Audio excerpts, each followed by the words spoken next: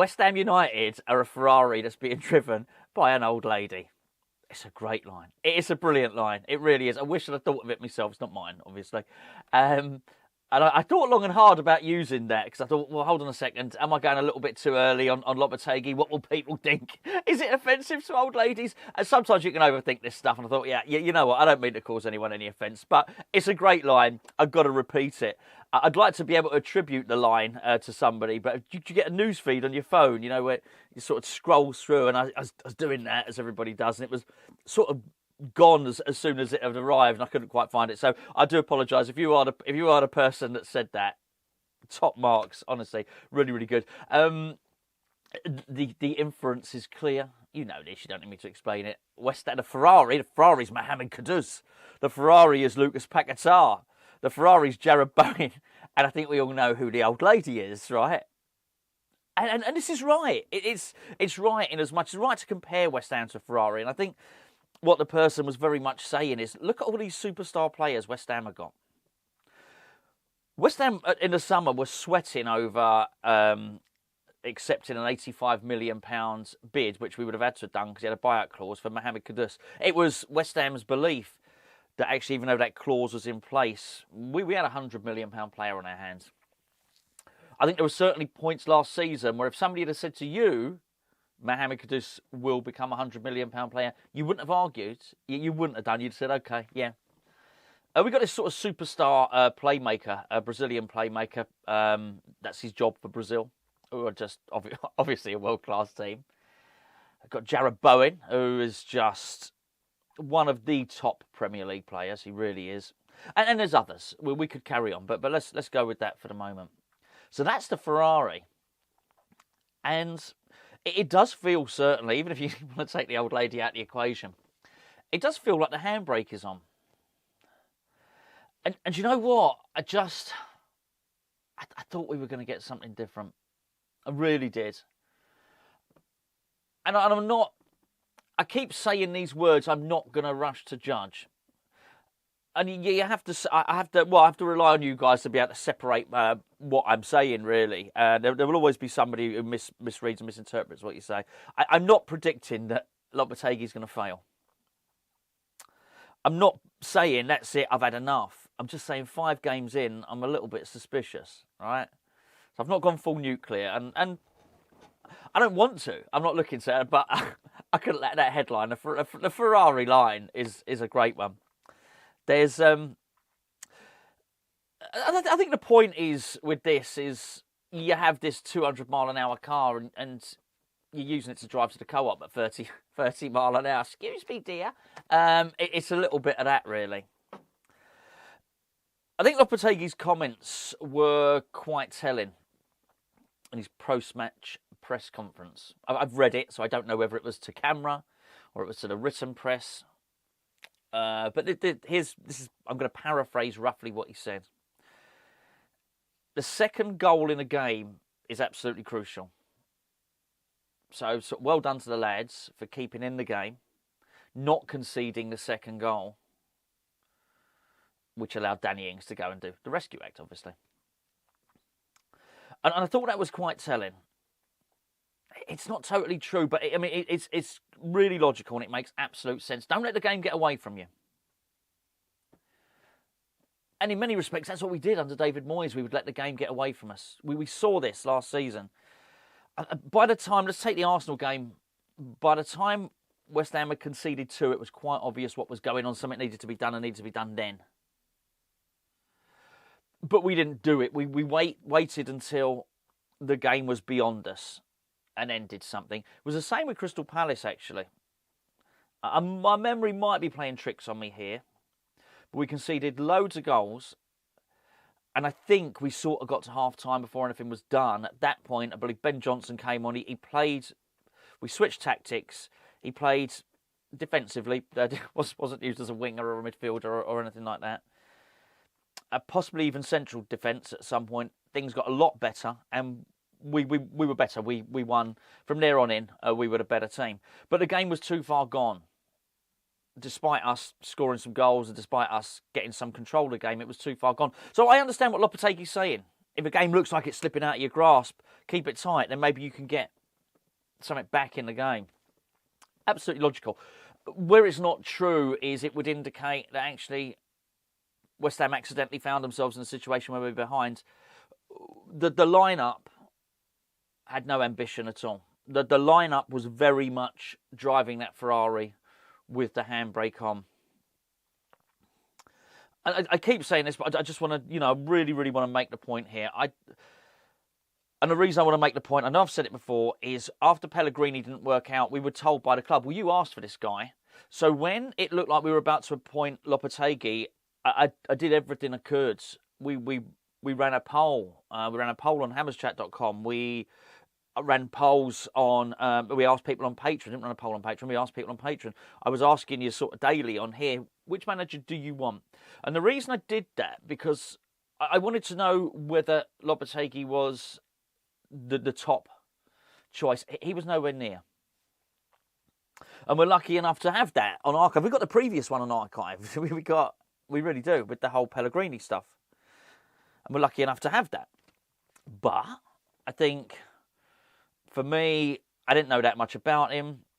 Yes, Amorim was probably my top choice. If you remember, I did a video about who were the best up-and-coming coaches in European football. Then I looked domestically. I really liked, to be honest, I said I would have taken Silva first, which is ironic. I really liked the look of Iraola. While De Zerbi possibly wasn't realistic, he was certainly... There were a number of young coaches who I thought would take the club in a different direction. And I think this is the thing. What I'm just seeing is the same, albeit with a better defence. The same as Moyes, but with a better defence, a better defence. Yes, I know it was settled at 6s and 7s when Fulham scored their first goal, but overall, we're not getting thumped. And look, that's good. That's really, really good. Don't get me wrong. But I think I was reliant on other people telling me what Lopetegui was like. And yes, there were a lot of people saying he was pragmatic. But there were two things which I believe to be the case. I said them on video, and I wasn't hit with a volley of people saying, no, that's not true. What you've been told about Lopetegui is not true.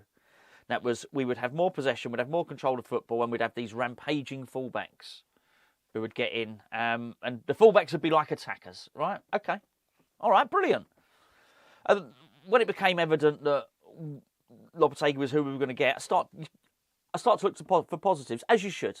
As you should. If you immediately start looking for negatives, you're going to find them. You absolutely will. It's the old confirmation bias, and I don't want to be that way. So I'm looking for these attacking fullbacks, and I started thinking, well, okay, but in the case of Emerson, he'll probably get the best out of Emerson. At that point, we hadn't obviously bought Wan-Bissaka, but I started to look forward to it, and I thought fullbacks would be sort of a key position. Against Fulham,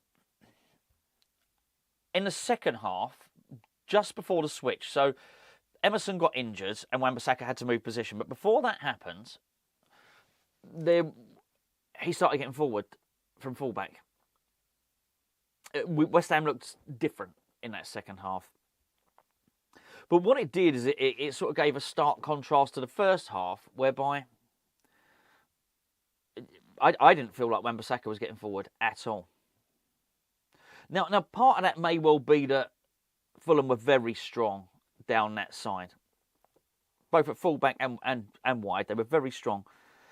But with all due respect, this is Fulham. Almost every team's got a bit of that. Watched Southampton yesterday, and they were quite strong down that side. Walker Peters was playing over that side, which is different from how he's maybe played in recent years. But good down the other side as well, actually, Southampton. But anyway, my point is, West Ham have got enough superstar players that we should be able to deal with, and we should be able to cope with that. But there was no adventure. The handbrake was on. The fullbacks, we weren't getting these attacking fullbacks, and it was quite a concern actually. And there was nothing in that starting lineup that said adventure. Now again, the excuse might be used that we just had the international break. Is that what's going to happen after everyone? Because we've got another one coming up in October, and there's another one in November, I think. Is that what's going to happen? So what are we saying then? We're going to start playing in December? Oh, I don't like it. I don't like it. And there's a lot of different little snippets that you take as we learn more as we go forward. Take the game against Manchester City. I've said it a few times. Go and watch the first 4 minutes of that game, even if you don't want to watch the whole lot of it. Look how forward our players are, particularly the fullbacks. That's sort of what I was expecting. Maybe, just maybe, he's going to play different home and different away. And I am quite certain that both Guido Rodriguez and Edson Alvarez are fantastic players. But by putting them both in defensive midfield and then not having a playmaker on there, you're just asking for trouble. You really are. And I don't mean... Well, I think tactically you're asking for trouble. I think you're asking for trouble as if your team's going to have any sort of semblance of control in the football match. It's not going to happen, is it? I don't think you're asking for trouble if... Lopetegui must know one of the main reasons why fans wanted David Moyes out. Not everybody wanted David Moyes to leave. And you just know we're going to be hit with, oh, you should have been careful what you wish for. See, you wanted Moyes out and now look what you got. All I would say to that is, and anyone that even remotely comes with that, nobody asked for this. Nobody asked for us to be playing this football, okay? Because a lot of the people who wanted Moyes gone, the reasoning was that the football was boring and lacked adventure. I don't particularly care about the passing stuff. I don't care. I just want to attack. Now, I don't care if you want to overload the box and keep hitting crosses in there. I don't have a problem with that at all. I don't care if you want to attack in 3 or 4 moves. Don't really care. I was going to say I get as excited by one as the other. If anything, I get more excited by that than the 30-pass build-up. You know, that some teams do. As a neutral, I preferred watching when they were both about the same. You know, when they finished like a point away from each other, Liverpool and Man City. I preferred watching Klopp's Liverpool to Guardiola's Man City. Maybe that's heresy. Maybe I'm, uncultured or whatever. It was just faster and there was crosses going. There was sprinting, there was dribbling, there was crossing. But it was exciting, right? So I don't care. It's not like I'm craving possession football. But I do want to attack. And we're back to the whole respect the point, I think, situation. And I think that's fine. I think we're going to talk about David Moyes a lot in the next few days. I think he'll probably go to Everton. And he can do that and he can be pragmatic. But you've got to look at the money West Ham have spent. Not just this season, on players like Kudus, on players like Paqueta, as well as the guys that have come in this season.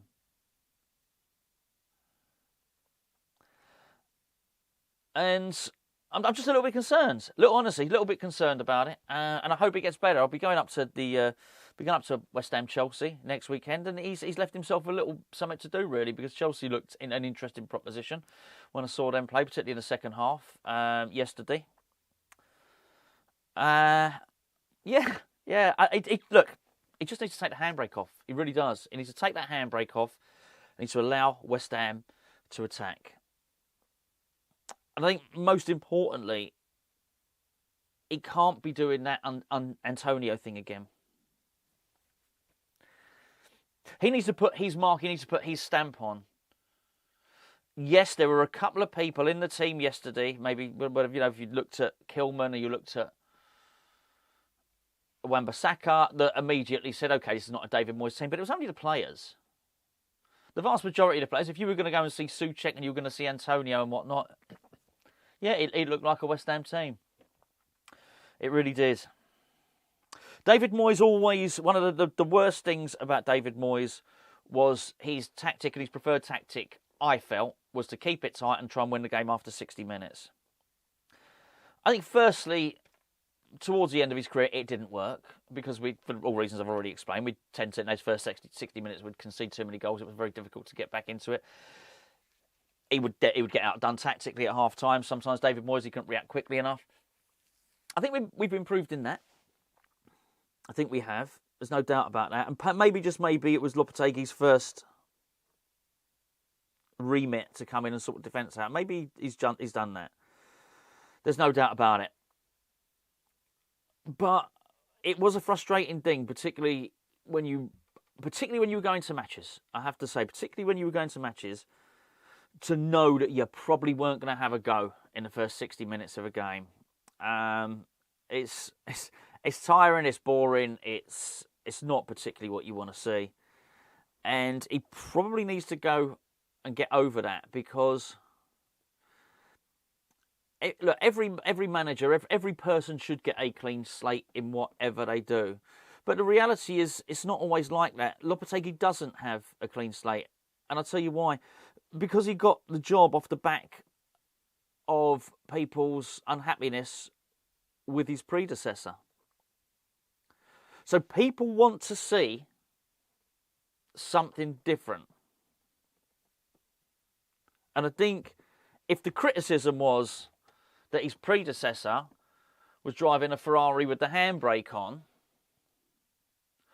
and then we go out and we put an even more powerful engine into the Ferrari, and the new guy copies the old guy and still drives it with a handbrake on,